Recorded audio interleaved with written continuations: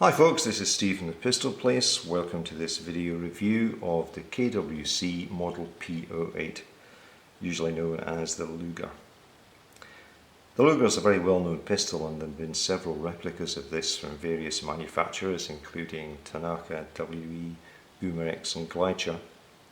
For various reasons I haven't been entirely happy with any of the previous replicas, and when I heard about this KWC one, I was hoping that it would turn out to be the definitive Luger replica. Is it?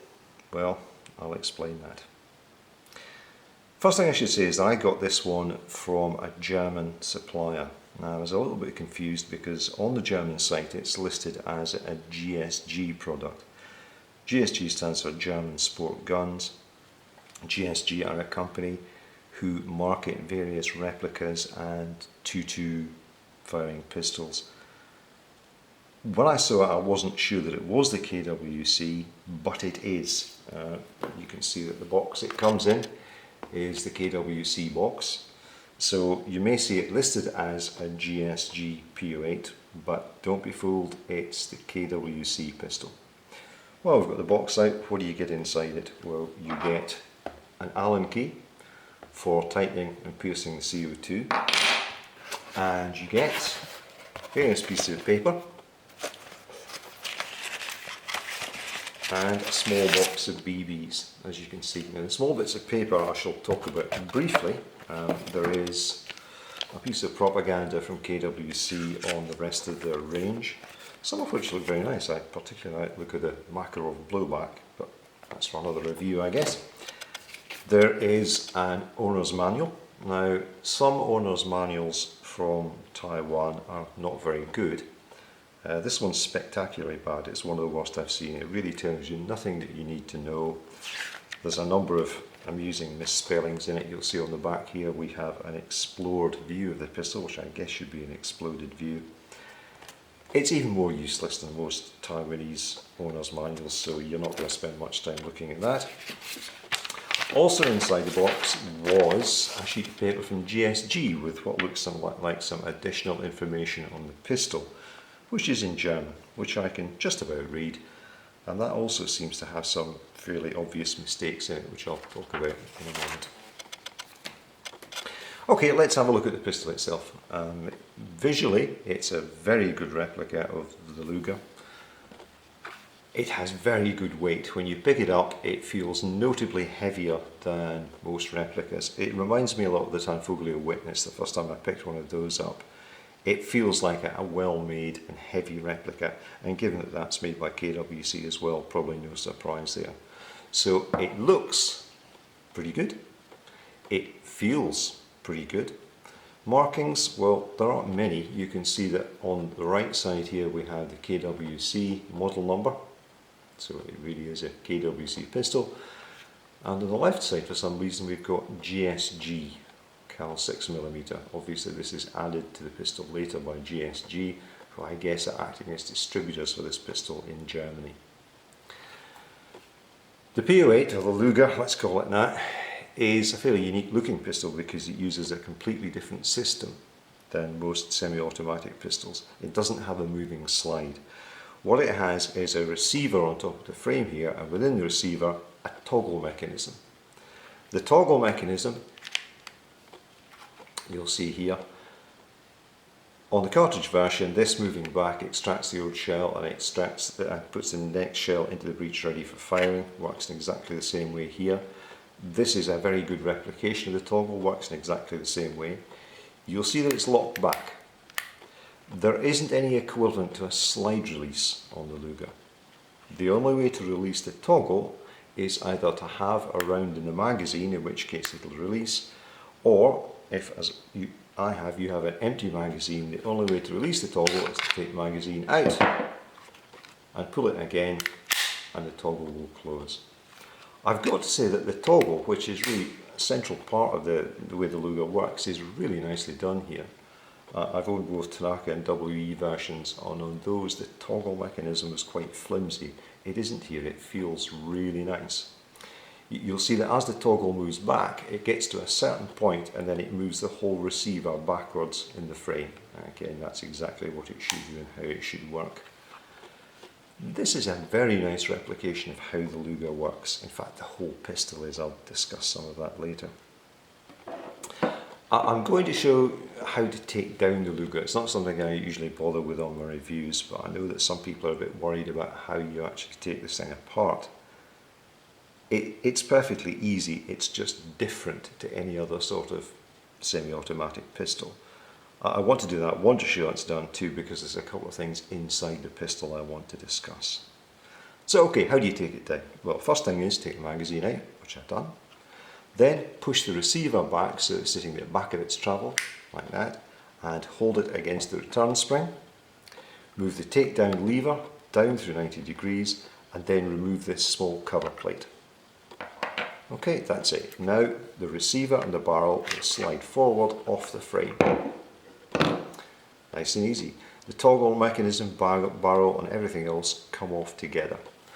One thing to be a little bit careful about is there is a washer in here at the rear, and if the pistol is very dry, and this one certainly was when I received it, that washer can fall out when you take the receiver out of the frame, so make sure you don't lose it. I'm also going to take the toggle mechanism out of the receiver. Again, it's fairly easy, but you do have to be a little bit careful. It's slightly more fiddly than it is with dismantling a semi-auto with a slide. What you have to do is push out this pin at the rear here. You don't have to drift it out, it's just a push fit, but what you do have to be careful about is that the return spring is under tension. So when you push out the pin, the toggle, the barrel, everything else will tend to spring out unless you hold it in place with your finger while you're removing the pin. Okay, let's push the pin out. Okay, so the pin's out, and if I carefully now release the tension, you can see that the barrel, the toggle mechanism can all be withdrawn. There's the barrel, this is the toggle. So taking it apart is not actually difficult. It's a little bit more fiddly than it is for some pistols, but not difficult. One of the things you'll notice is that the barrel has a two-piece spring. There are two springs, a small and a larger one with a metal washer in between, so if you do take them apart, do be careful to put them together the same way, in the same order that you took them off. This is the toggle mechanism. There isn't actually much to it when you get it out. One of the reasons I wanted to take it out was to talk about, well, first of all, hop-up. This is a 6mm version. KWC also make a 4.5mm version. I prefer 6 for various reasons, which I'll explain later. And there seems to be some doubt about whether this thing has hop-up or not. Hop-up allows you to adjust the trajectory of the 6mm BB. Now, in the sheet from GSG that comes with the gun, there is a section on Das Hop-Up system. Now, my German isn't great, but even I can work out that's talking about hop-up. And what it actually says is turning the screw anti-clockwise will increase the hop-up effect. That's what it says. But as far as I can see, there isn't any hop-up in this thing. The only screw that I can see in it, I hope you can see this here, is at the rear of the toggle mechanism there. There's a small brass screw. Now that screw is in the transfer port that takes CO2 from the magazine to the barrel. You can take that screw out, you can loosen it, but it certainly isn't adjusting hop-up, and if you do loosen it, I think it'll tend to come loose, so I wouldn't be inclined to turn that at all. There is nothing else in here that would allow you to adjust hop-up, so despite what GSG says, I don't think this thing has any sort of hop-up adjustment at all. Also, if you look down the barrel, which I can't really show you on the camera, there is an O-ring inside the barrel, but there's no means of tensioning it, which is generally how you adjust hop-up. The other thing I wanted to show you is again at the rear of the toggle mechanism, and I'm not sure how well this is going to show up on camera. There is some wear at the edges of this unit. Now I've probably shot not much more than 150, maybe 200 rounds through the KWC Luger, and already this is showing some signs of wear. It's as it retracts and hits the back part of the toggle, it's starting to wear. That's a little bit worrying, it's a bit surprising. It's certainly something I'll be keeping an eye on. The Tanfoglio Witness was a wonderful replica in many ways, but some people had problems with it. I hope this isn't going to be the same, and it's a little worrying to see that level of wear this early. Okay, reassembling it all is very simple. The barrel goes, inner barrel, I'm sorry, goes in the outer barrel. Then you thread on toggle, which again you have to be careful to get it lined up, but it isn't really that difficult. Okay, and once you have it back in place, you replace the pin at the rear.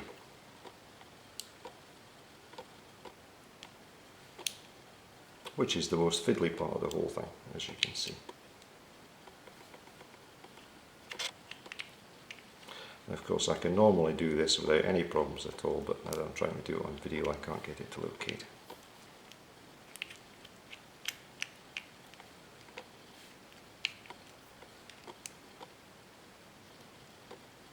Right, finally. Pin pushes all the way through, washers on the other side. That goes down, the receiver fits back onto the frame, like this. Push it so it's at the rear of its travel, replace the cover plate and shut the takedown lever. You insert the magazine and we're good to go. Not difficult really, but more fiddly than it is with most semi-autos. And it's kind of about how the Luger works. It's a really complex design, which is beautifully replicated here. Even the trailer mechanism is the most Heath Robinson thing you can imagine. The trigger is down here. In fact, I'll take the cover plate off for a moment so I can show you. The trigger, when it moves, simply operates a small slot in here. And what goes into that slot is a very small moving pin on the cover plate. You can just see it moving there. That then presses on some bars here. They work almost in a seesaw arrangement, so when one goes up the other one goes down, and that eventually feeds the motion through to the internal trigger. As I say, it's quite a strange arrangement. It does kind of work, but it does give you quite a spongy trigger, and that's just how Lugers are, and it replicates it very nicely. But it's more complicated than it needs to be, probably. But there you are, it's a Luger, that's what happens. The magazine is a pretty much standard KWC magazine. CO2, I have an empty CO2 here, fits into the magazine, and then you tighten the plug in the bottom with the supplied Allen key until it pierces. As I say, it works just the same as most KWC magazines. It's slightly more difficult because the magazine itself is so tiny, it's quite difficult to get a good hold of it and stop it turning as you're tightening the Allen key, so sometimes there is some loss of gas. BBs up to 15 on the 6mm version. The follower doesn't lock back, but you can hold it back. The strings are particularly powerful, so it's not difficult. BBs go into this loading hole here, and when it's loaded, you're ready to put it back into the pistol. When you're fitting it, certainly when I first got mine, on a couple of occasions it felt like it had locked, but then the magazine dropped out, so you don't want to push it in too hard, but do make sure that it's nicely located into the grip, otherwise it may drop out when you're using it. So overall, good. Plastic grips, black plastic, okay, that isn't what Lugers have, they almost always have wooden grips. I can't say I mind too much about that. Everything on it is as it should be. There is this piece on the rear of the grip, which on the real one was used to clip on a shoulder stock to some versions of the Luger. I have no idea whether KWC will be producing a shoulder stock for this one, but they've certainly modelled this accurately, so it looked like it could feasibly take a shoulder stock. Safety, well, pretty basic. Safe and fire. Works as you'd expect it to. Magazine release behind the trigger, just where you'd think it was. So in some ways it's very different, in other ways it isn't. Okay, let's take a look at how it shoots.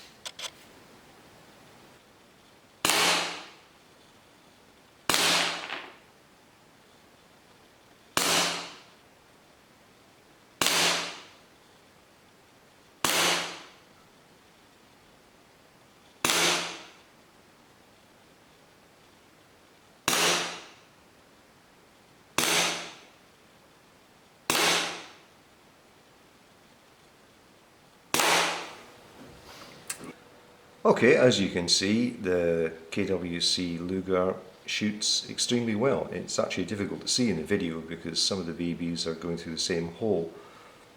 The grouping was fairly tight. I think there was one fly that landed maybe an inch and a half away from the rest, but otherwise certainly better than most BB pistols. This one shoots about 2 inches high at 6 yards, which isn't terrible.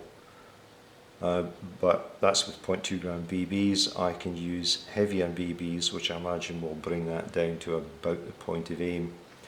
That's one of the reasons I prefer using 6mm replicas. If you have a 4.5mm that shoots either high or low, and most of them do, there's really nothing you can do about it because all steel BBs weigh about the same. Plastic BBs, you can get a range of weights and you can use different weight BBs to adjust where the shot actually hits the target. I also like the 6mm BBs because they cause less damage, especially to ricochets. I did manage to shoot a hole through a large and very expensive double glazing unit in my conservatory with my 4.5mm Tanfoglio Witness. Now, I'm sure you wouldn't be stupid enough to do that, but I clearly am stupid enough, and I like using the 6mm BBs because there isn't the risk of that sort of damage or injury. Sights on the Luger are absolute rubbish, but they're authentically rubbish. I mean, this is just how Luger sights are. There is a V-shaped notch at the rear, which kind of sort of lines up with the post at the front. It's a bit like the sights on the Colt Single Action Army. They're difficult to get used to. You can use them, they're not great. That's just how it is with Lugers, I'm afraid. I wonder if KWC will do an 8-inch version with adjustable sights. That'd be kind of nice. One shock was the CO2 consumption. This thing seems to go through CO2 much more quickly than I expected. I was getting under 50 shots per CO2, which really surprised me. There isn't a heavy slide here, there's just a toggle mechanism which is fairly light. You would imagine it wouldn't use that much CO2, but it does. It's certainly on a par with the Tanfoglio Witness, or even slightly worse than that, which is a surprise. The blowback is very snappy, the toggle mechanism moves very quickly indeed. There isn't much felt recoil because it's so much smaller than a slide. So you do get some recoil effect from it, but not very much. It's moderately loud, not too loud. Overall, it's very nice to shoot, I have to say, and the accuracy, or at least the consistency, is very good for a BB pistol. I suspect partly because of the design of the Luger, because the barrel isn't moving as a floating barrel does on a typical semi-auto with a slide. It seems to be just about all metal, something I should have mentioned and forgot to in the first part of the review. The only things I can find on this that aren't metal are the grips and the internal transfer port for the CO2. Everything else is, all the pins, all the parts of the toggle mechanism are metal. Now okay, it's zinc alloy rather than steel. It probably will wear, but it seems to be fairly well put together, fairly well designed, and it just feels like a quality bit of kit, which is quite surprising given the cost. I paid less than €100 for this one, so it's very much a low cost pistol, a bit like the Tanfoglio Witness it was when it first came out, and for that, really, you're getting a very good replica of the Luger pistol. Pros and cons. Cons, well, I would have liked better markings. The markings on this thing are really not very good. I'll talk about that more in the written review here, but you can see you have the number 15 in a few places, which is completely meaningless and nothing like a real Luger. Real Lugers are absolutely covered in markings, and this one, for some reason, they just don't do that at all. I'm a bit concerned at some of the wear to the internal components, especially in the toggle mechanism after really not that many shots. I'm concerned about the long-term durability of this. Who knows, it's something I'll find out as time goes on. The finish is okay, it's a sort of semi-matte black as you can see, and I don't suppose it's going to be any more durable than the finish on any other replica pistol. It's okay. It would have been nice at least to have brown grips rather than black grips. That might have looked a bit more like wood, but it's not the end of the world. And what about the pros? Well, it's a decent visual and functional replica of the Luger, and it's a nice shooter too. There have been other replicas of the Luger, but I haven't come across any that combine both visual and functional accuracy and the ability to shoot fairly well, so in that it's rather good. It seems to be reasonably well made and well put together, with reservations about long-term wear. It's cheap. It really is a low-cost pistol, and what you get for that is something that's probably better than you would expect. It sells for not much more than the price of some old plastic replicas, and this is metal. Is it the definitive Luger replica? Well, honestly, I'm not sure there is such a thing, but it's probably the best one that I've seen to date, and certainly until something better comes along, this is about as good as it gets in terms of a replica of the Luger. It's a very different pistol. It's different to shoot, it's different to take down and to operate. If you've got any interest in Lugers or historic firearms, you're probably going to want to get one of these, and the bonus is that you'll probably enjoy shooting it too. Okay, thanks for watching. I hope you've enjoyed the review, and there will be a full written review of the KWC Luger on the Pistol Place.